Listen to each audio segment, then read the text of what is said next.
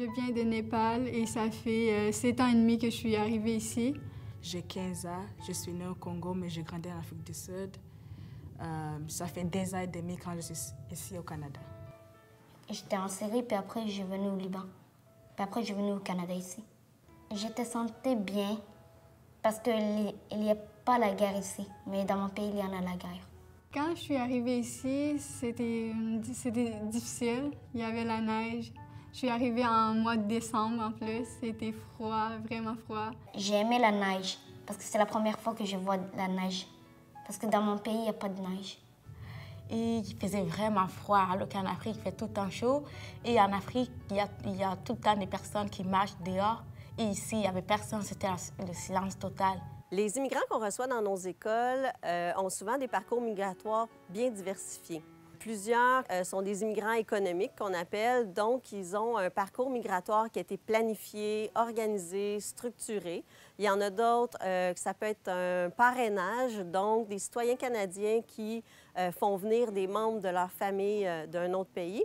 Mais nous avons aussi des réfugiés qui sont pris en charge par l'État. Un réfugié, c'est souvent une famille qui a dû quitter son pays d'origine pour diverses raisons parce que leur vie était en danger, sont réinstallés temporairement, par exemple, dans des camps de réfugiés dans un autre pays, jusqu'à ce que les politiques de leur pays leur permettent soit de retourner à leur pays ou qu'ils soient envoyés dans un pays d'accueil, comme le Canada. J'étais dans un camp de réfugiés, puis je voyais les gens vraiment qui ne mangeaient pas. Au Népal, dans le camp de réfugiés aussi, il y avait des personnes vraiment pauvres. Les parents, ils ne travaillaient pas. Oui, il y a de violence, beaucoup. À Saint-Jérôme, on accueille quand même une grande communauté de réfugiés. La raison est simple, c'est que dans les années 90, le ministère de l'Immigration a instauré une politique de régionalisation de l'immigration et il a sélectionné 13 villes à travers le Québec pour installer les réfugiés pris en charge par l'État et Saint-Jérôme est l'une d'entre elles. Au Coffret, on travaille principalement avec les familles réfugiées, donc prises en charge par l'État. On a des familles qui viennent de tous les coins du monde. On a de la Colombie, de la Syrie, de l'Afrique. On a aussi une communauté népalaise. Mon rôle, c'est lorsqu'une nouvelle famille arrive à Saint-Jérôme, c'est de vérifier automatiquement si j'ai des enfants d'âge primaire ou secondaire pour inscription à l'école.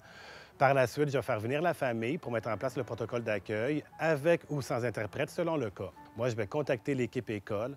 Je vais faire un peu le portrait de l'enfant. Mon rôle comme enseignante en francisation est basé sur le programme d'intégration linguistique, scolaire et sociale qui comporte 4 compétences. Donc, communiquer oralement, lire, écrire et s'adapter à la culture de son milieu.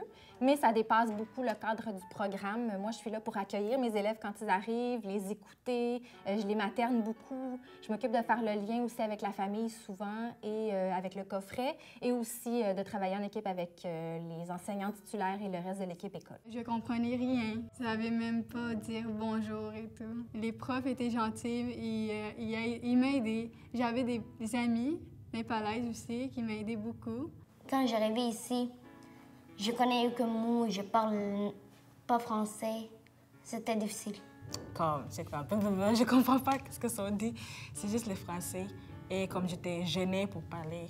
J'étais nerveuse parce que j'avais vraiment pas d'amis. Et aussi, tout le monde était... je me sentais un peu différente des autres.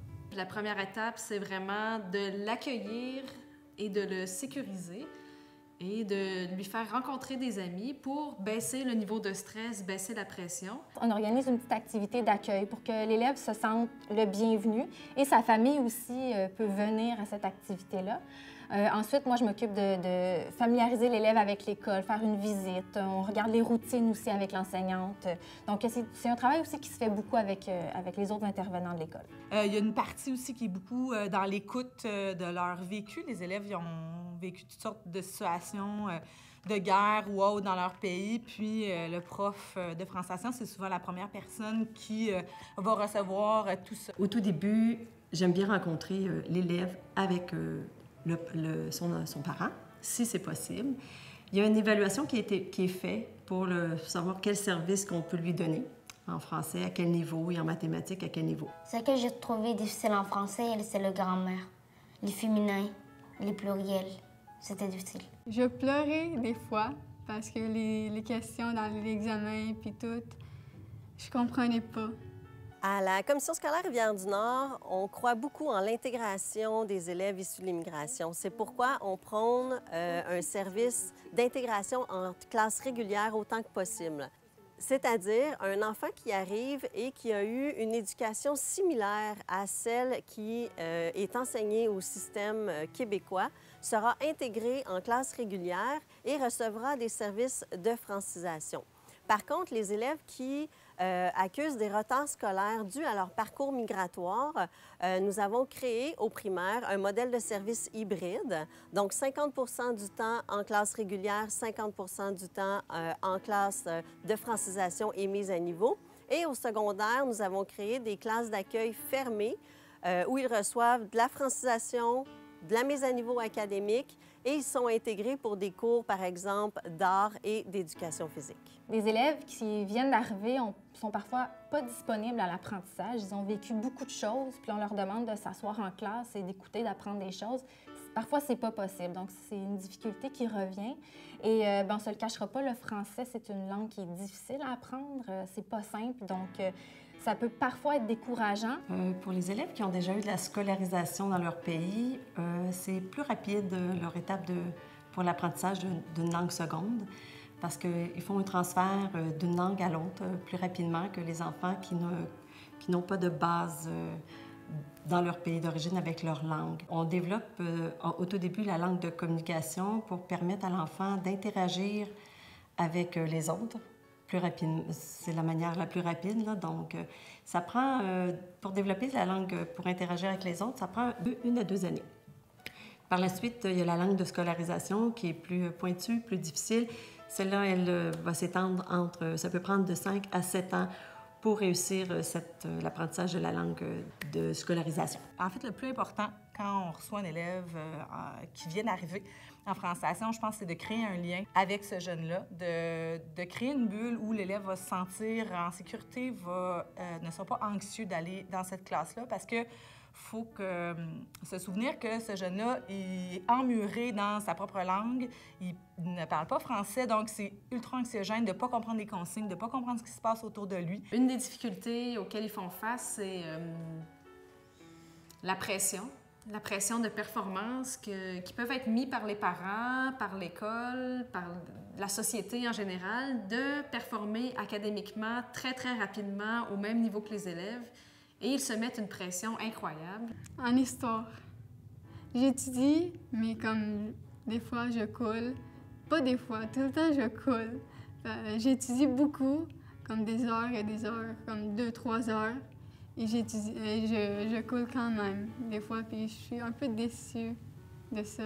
Et c'est juste que je comprends pas les questions, c'est pas que je comprends pas l'histoire. Je comprends bien l'histoire, mais c'est juste, j'ai la misère à comprendre les questions. Pour l'évaluation qui se fait en classe régulière, évidemment, les enfants qui ne sont pas en mesure d'être évalués à cause qu'ils ne possèdent pas suffisamment la langue française pour comprendre le programme, ils sont exemptés des dispositions relatives à l'évaluation jusqu'à temps qu'ils puissent atteindre un niveau de français suffisant pour bien comprendre ce qui se passe dans leur classe régulière.